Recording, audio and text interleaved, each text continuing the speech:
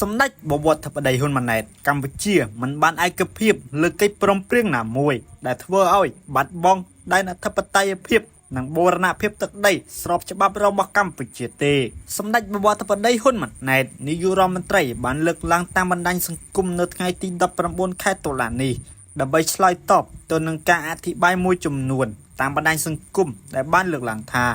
កិច្ចព្រមព្រៀងបត់ច្បាញ់ថ្ងៃទី28ខែកក្កដាឆ្នាំ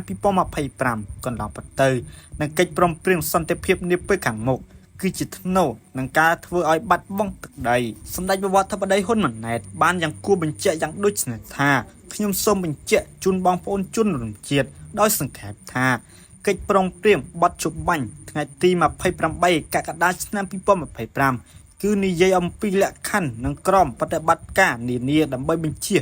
កុំឲ្យមានការបាញ់គ្នាឡើងវិញកិច្ចព្រមព្រៀងសន្តិភាពដែលក្រុងធ្វើនៅពេលខាងមុខគឺនិយាយអំពីការរៀបចំលក្ខខណ្ឌនិងក្រមប្រតិបត្តិការនានាសម្រាប់បង្កើតនៅធានានៅបរិយាកាសអំណោយផលដើម្បីឈានទៅដល់ការបញ្ចប់ចំនួននិងស្ដារឡើងវិញនៅទំនាក់ទំនងរវាងប្រទេសនិងប្រទេសទោះជាក្នុងកិច្ចព្រមព្រៀងទាំងពីរនេះมันមានការនិយាយអំពីបញ្ហាពាក់ព័ន្ធនឹងទឹកដី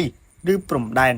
ក៏មិនមែនបានន័យថាភាគីណាមួយត្រូវយល់ព្រមបោះបង់សិទ្ធិស្របច្បាប់ក្នុងការគ្រប់គ្រងទឹកដី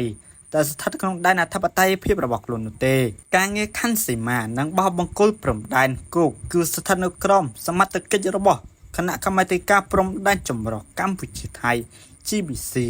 ហើយដែលត្រូវដោះស្រាយដោយសន្តិវិធីស្របតាមសន្ធិសញ្ញាអនុសញ្ញានិងកិច្ចព្រមព្រៀងដែលមានស្រាប់រវាងប្រទេសទាំងពីរក្នុងកម្ពុជាថៃសរុបឲ្យខ្លីខ្ញុំសូមបញ្ជាក់ជូនបងប្អូនជនរួមជាតិថា1កម្ពុជាមិនបានឯកភាពលើកិច្ចព្រមព្រៀងណាមួយដែលរាប់ទាំងកិច្ចព្រមព្រៀងបត់ច្បាញ់នៅថ្ងៃទី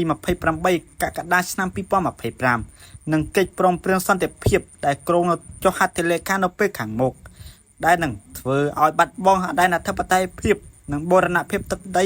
ស្របច្បាប់របស់កម្ពុជាទេ2រាជរដ្ឋាភិបាលកម្ពុជាក៏មិនដែលបានភ្លេចនិងបោះបង់កាតព្វកិច្ចនិងសិទ្ធិស្របច្បាប់របស់ខ្លួនក្នុងការការពារដែនអធិបតេយ្យភាពនិងបូរណភាពទឹកដីកម្ពុជាដែរ